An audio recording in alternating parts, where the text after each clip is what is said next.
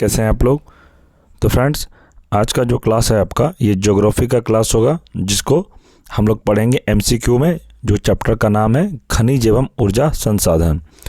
तो friends, BPSC TRE 4 का जितने भी मैंने अभी तक क्लास करवाया है सभी इम्पॉर्टेंट है, और यह जो चैप्टर है ज्योग्राफी से संबंधित, ये चैप्टर से आपको एग्ज़ाम में कम से कम 2 से 3 प्रश्न देखने को मिलेगा।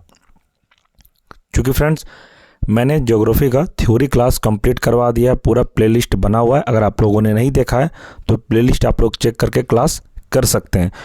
और अगर जब आप प्लेलिस्ट चेक करके थ्योरी क्लास कंप्लीट कर लेंगे और उसके बाद ये जो चैप्टर है, मैं चैप्टर वाइज एमसीक्यू आप लोगों को कंप्लीट करवा रहा हूँ। थ्योरी क्लास आप कर लिए, उसके बाद उसी चैप्टर का जितने भी इस चैप्टर से संबंधित प्रश्न होंगे एनसीईआरटी बेस्ड, सभी प्रश्न को इस वीडियो में कंप्लीट करवाया जाएगा। तो आप लोग वीडियो के अंत तक जरूर बने रहें। और मैं आपको यकीन दिलाता हूँ, यह चैप्टर का क्लास अगर आप आज कर लेते हैं मेरे साथ वीडियो के अंत तक, तो मैं आपको बता देता हूँ कि एग्ज़ाम में 2 से या 3 प्रश्न जो प्रश्न आएंगे ये हमारे क्लास से आपको देखने को मिलेगा। क्योंकि इस वीडियो में जितना भी मैंने इम्पॉर्टेंट प्रश्न आपके टीआरई 4 से संबंधित पूछा जाएगा, सभी को इस वीडियो में कवर किया है। तो आप लोग वीडियो के अंत तक जरूर बने रहें। और अगर चैनल पर कोई नए हैं तो चैनल को सब्सक्राइब कर दें और वीडियो को लाइक अवश्य कर दें। और फ्रेंड्स, ये ज़्यादा से ज़्यादा लोगों को शेयर करें ताकि लोग इसमें ज्वाइन करें जो टीआरई 4 का तैयारी कर रहे हैं। तो चलिए शुरू करते हैं। प्रश्न है, निम्नलिखित में से कौन सा क्षेत्र कोयला भंडार में सबसे अधिक समृद्ध है? तो यह है दामोदर घाटी, याद रखिएगा इसे। सॉल्यूशन में देखेंगे कि गोंडवा नायुनीगिन चट्टानें पश्चिम बंगाल, झारखंड, छत्तीसगढ़ तथा उड़ीसा आदि राज्यों में विस्तृत है। देश की गोंडवाना शैलों से कुल 98% कोयला प्राप्त होता है। ऊपरी दामोदर घाटी में स्थित पश्चिम बंगाल का रानीगंज कोयला क्षेत्र देश का सबसे बड़ा कोयला क्षेत्र है। झारखंड राज्य के झरिया, बोकारो, गिरिडीह, करनपुरा, रामगढ़ आदि क्षेत्रों में भी कोयला पाया जाता है। यहाँ से उत्तम कोटि का बिटुमिनस कोयला निकाला जाता है, याद रखिएगा इसे भी। आगे प्रश्न है, निम्नलिखित विकल्पों में से कोयला का सबसे शुद्ध रूप क्या है? तो यह है एंथ्रोसाइट। तो फ्रेंड्स, मैं आपको स्टार्टिंग में बताना भूल गया, ये जो क्लास है आपका ये सभी क्लास के लिए, PRT 6 to 8, 9th, 10th, 11th, 12th, आप किसी भी क्लास का तैयारी कर रहे हैं, ज्योग्राफी सभी को पढ़ना है। और ख़ासकर पीआरटी में 17 से 18 प्रश्न आपको एग्ज़ाम में देखने को मिलेगा सिर्फ ज्योग्राफी से। वर्ल्ड हिस्ट्री से भी फ्रेंड प्रश्न रहता है, लेकिन इंडियन ज्योग्राफी से 90% प्रश्न आपको इंडियन ज्योग्राफी से ही देखने को मिलेगा। तो वर्ल्ड हिस्ट्री में करवा दूंगा बाद में, टेंशन की बात नहीं है। और ये जो क्लास है पीआरटी जो तैयारी कर रहे हैं पीआरटी के लिए, तो यह क्लास रामबाण साबित होगा आपके लिए। तो आप लोग वीडियो के अंत तक अवश्य बने रहें। चलिए आगे बढ़ते हैं। कोयले के 4 प्रमुख प्रकारों में से एंथ्रोसाइट में 80-90%, बिटुमिनस में 55 से 65%, लिग्नाइट में 45 से 55%, पीट में 35 से 45% कार्बन की मात्रा पाई जाती है। कोयले में कार्बन की उच्च मात्रा कोयले की उच्च प्रज्वलन क्षमता का सूचक है, इसे भी आप ध्यान रखिएगा।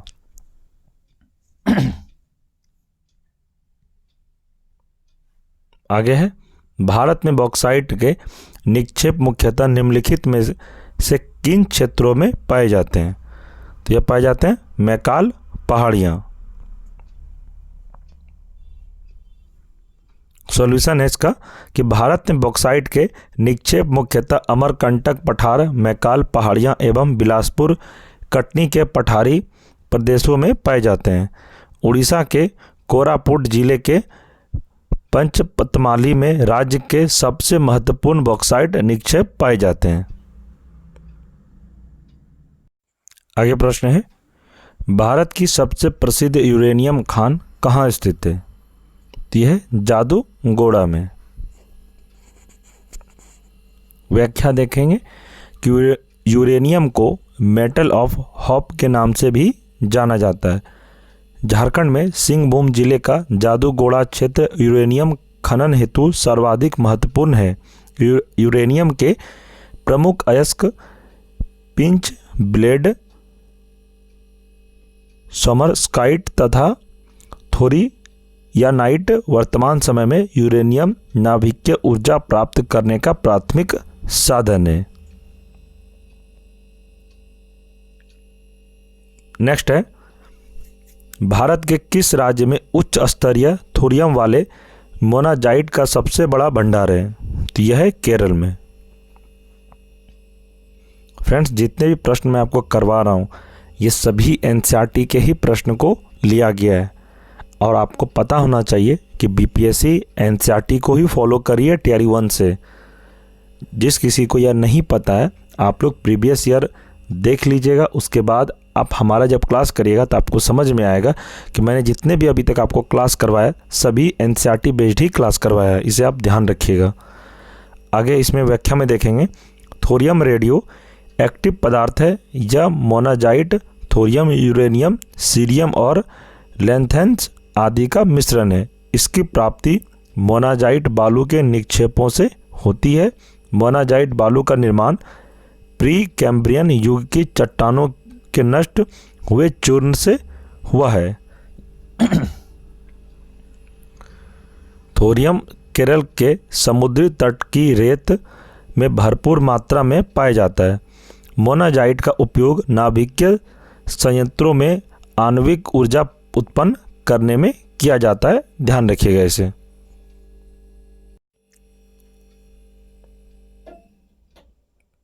आगे बढ़ते हैं। निम्नलिखित में से किस लौह अयस्क का उपयोग विद्युत उद्योगों में विशेष रूप से होता है? यह है मैग्नेटाइट। इसे भी आप ध्यान रखिएगा। मैग्नेटाइट सर्वोत्तम प्रकार का लौह अयस्क है जिसमें 70% लोहांश पाया जाता है। इसमें सर्वश्रेष्ठ चुंबकीय गुण होते हैं जो विद्युत उद्योगों में विशेष रूप से उपयोगी हैं। इसे भी आप याद रखिएगा। भारत में कुडप्पा तथा धारवाड़ युग की आदिवासी तथा आग्नेय शैलों में लौह अयस्क की प्राप्ति होती है। आगे प्रश्न है, निम्नलिखित में से भारत का वह राज्य कौन सा है जो गंधक के उत्पादन में अग्रणी है? तो यह है हरियाणा। गंधक उत्पादन में यह अग्रणी राज्य है। कौन? तो हरियाणा। इसे आप ध्यान रखिएगा। व्याख्या में देखेंगे कि भारत में गंधक अल्प मात्रा में पाए जाने वाला खनिज है। हरियाणा 41%, गुजरात 23%, महाराष्ट्र 13% एवं उत्तर प्रदेश प्रमुख गंधक उत्पादक राज्य हैं। गंधक का 90% भाग आयात किया जाता है। इसे भी आप ध्यान रखिएगा। आगे, निम्नलिखित में से कौन सा राज्य भारत में सबसे अधिक मैंगनीज उत्पादित करता है? तो यह है मध्य प्रदेश। इसे भी आप ध्यान रखिएगा। मैंगनीज लौह इस्पात उद्योग में एक प्रमुख कच्चे माल के रूप में प्रयुक्त होता है।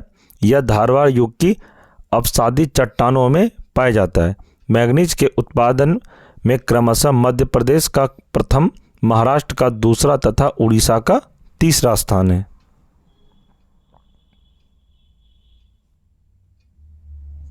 आगे प्रश्न है, गुजरात भारत में नमक का सबसे बड़ा उत्पादक है क्योंकि?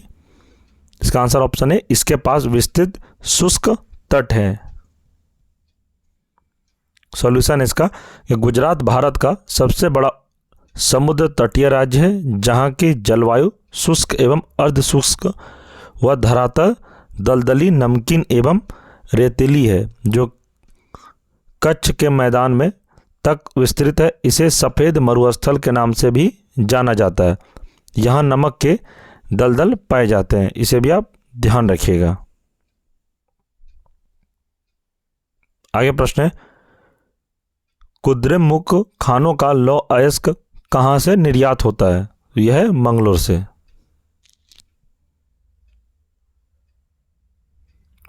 सॉल्यूशन है, कुद्रेमुख खानों का लौह अयस्क मंगलुरु पत्तन से निर्यात किया जाता है क्योंकि यह एक तटीय बंदरगाह है यह कर्नाटक का एकमात्र बंदरगाह है। कुद्रेमुख लौह अयस्क क्षेत्र कुद्रेमुख राष्ट्रीय उद्यान के आंतरिक भाग में भी स्थित है। इसे भी आप याद रखिएगा।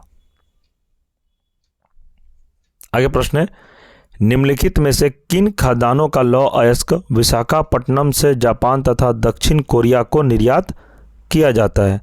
तो यह है बेलाडीला। ऑप्शन बी इसका सही आंसर हो जाएगा। छत्तीसगढ़ राज्य के दंतेवाड़ा जिले के दक्षिण पश्चिम से लगभग 40 किलोमीटर की दूरी पर स्थित बेलाडीला पहाड़ी में अति उत्तम कोटि का हेमेटाइट लौह अयस्क पाया जाता है। इन खदानों का लौह अयस्क विशाखापट्टनम बंदरगाह से जापान तथा दक्षिण कोरिया को निर्यात किया जाता है। इसे भी आप ध्यान रखिएगा। आगे प्रश्न है, भारत के किस राज्य में रेड होल खनन किया जाता है? तो यह है मेघालय। इसे आप याद रखिएगा। मेघालय में कोयला, लौह अयस्क, चूना पत्थर व डोलोमाइट के विशाल निक्षेप पाए जाते हैं। जोवाई व चेरापूंजी में कोयले का खनन जनजातीय परिवारों के सदस्यों द्वारा एक लंबी संकीर्ण सुरंग के रूप में किया जाता है, जिसे रेड होल खनन कहते हैं। भारत में अधिकांश खनिज स्पष्टीकृत है और इनका निष्कर्षण सरकारी अनुमति के पश्चात ही संभव है, किंतु उत्तर पूर्वी भारत के अधिकांश जनजातीय क्षेत्रों में खनिजों का स्वामित्व व्यक्तिगत व समुदायों को प्राप्त है। चलिए आगे बढ़ते हैं। प्रश्न है, भारत में किस क्षेत्र में लिग्नाइट कोयले के प्रमुख भंडार मिलते हैं? तो यह इसका आंसर हो जाएगा ऑप्शन ए, नेवेली। लिग्नाइट कोयले के प्रमुख भंडार तमिलनाडु के नेवेली में स्थित है, जिनका उपयोग विद्युत उत्पादन में किया जाता है। लिग्नाइट एक निम्न कोटि का भूरा कोयला होता है। यह मुलायम होने के साथ साथ अधिक नमीयुक्त होता है। इसे भी आप ध्यान रखिएगा। तो फ्रेंड्स, और जितने प्रश्न रह गए वो हम लोग पार्ट 2 में करेंगे, क्योंकि यह वीडियो बहुत ही लॉन्ग हो जाएगा। इसलिए मैं इसे आप लोगों को छोटा छोटा ही वीडियो में क्लास करवाऊंगा, जिससे आप लोगों को क्लास करने में भी आसानी हो। तो हम लोग इसके बाद बहुत सारा प्रश्न है। अभी ये क्लास में अगर इस क्लास में कराना चाहूँगा तो करीब 1 घंटे की क्लास होगी। तो हम लोग इस क्लास को इसी में रखते हैं। आगे जो हम लोग पार्ट 2 कोशिश करूँगा पार्ट 2 में पूरा कंप्लीट करवा दूँ। तो आप लोग चैनल से जुड़े रहें और बाकी जो क्लास रह गया एक कल आपको कंप्लीट करवाया जाएगा। खनिज एवं ऊर्जा संसाधन से रिलेटेड जो प्रश्न रह गया है। और फ्रेंड्स, ज्योग्राफी का अगर आप थ्योरी क्लास नहीं देखे हैं, जिसमें से मैंने पूरा chapter NCERT based theory complete करवा दिया है, प्लेलिस्ट बना हुआ है चैनल पर, आप लोग अवश्य देख लें। मॉडर्न हिस्ट्री का भी मैंने कंप्लीट करा दिया है। आप अगर मॉडर्न हिस्ट्री का क्लास नहीं देखें तो वह भी देख लीजिए। 9.25 घंटे की क्लास है मॉडर्न हिस्ट्री की। अगर आप मॉडर्न हिस्ट्री का क्लास एक वीडियो में 9.25 घंटे की क्लास अगर आप देख लेते हैं तो मैं आपको यकीन दिलाता हूँ आपको फिर दोबारा दूसरा बुक पढ़ने की भी ज़रूरत नहीं पड़ेगी और ना ही कहीं और से भी क्लास करने की ज़रूरत पड़ेगी, क्योंकि मैंने उस वीडियो में सारा एनसीईआरटी का ही चैप्टर लिया है और एनसीईआरटी से रिलेटेड जितने भी इंपॉर्टेंट प्रश्न हैं सभी को एक वीडियो में कवर किया है। बायोलॉजी कंप्लीट करा दिया हूँ मैं एनसीईआरटी का। और फ्रेंड्स, पॉलिटिकल साइंस कंप्लीट हो चुका है। आप लोग ज़रूर प्लेलिस्ट चेक करें। अगर आप प्लेलिस्ट चेक नहीं करते हैं जिससे आपको पता रहता है कि पता ही नहीं चलता है कि इस चैनल पर कितना क्लास हुई नहीं हुए। मैंने अभी तक जितने क्लास कंप्लीट कराए सभी का प्लेलिस्ट बना हुआ है। तो फ्रेंड्स, मिलेंगे हम लोग अगले वीडियो में। और फ्रेंड्स, मैं आपको एक बात बता दूं, इस क्लास का आपको पीडीएफ चाहिए जो मैं अभी आपको करवा रहा हूं। पीडीएफ लेने के लिए टेलीग्राम ग्रुप को ज्वाइन करना अति आवश्यक है। अगर आप टेलीग्राम ग्रुप को अभी तक ज्वाइन नहीं किए तो मैं आपको एडवाइस दूंगा और रिक्वेस्ट करूंगा कि आप लोग टेलीग्राम ग्रुप को ज्वाइन अवश्य कर लें। टेलीग्राम ग्रुप का लिंक मैं इस वीडियो के डिस्क्रिप्शन में प्रोवाइड करवा दूंगा। आप लोग लिंक पर क्लिक करके ग्रुप को ज्वाइन अवश्य कर लें। वहाँ पे आपको अभी तक जितने क्लास हुई है सभी का पीडीएफ नोट्स अवेलेबल होगा। अगर जिसके पास नहीं भी रहेगा आप मुझे टेलीग्राम पर पर्सनली मैसेज करिएगा, मैं उसे सारा नोट्स प्रोवाइड करवा दूंगा। तो ठीक है फ्रेंड्स, मिलेंगे हम लोग अगले क्लास में। तब तक के लिए जय हिंद, जय भारत।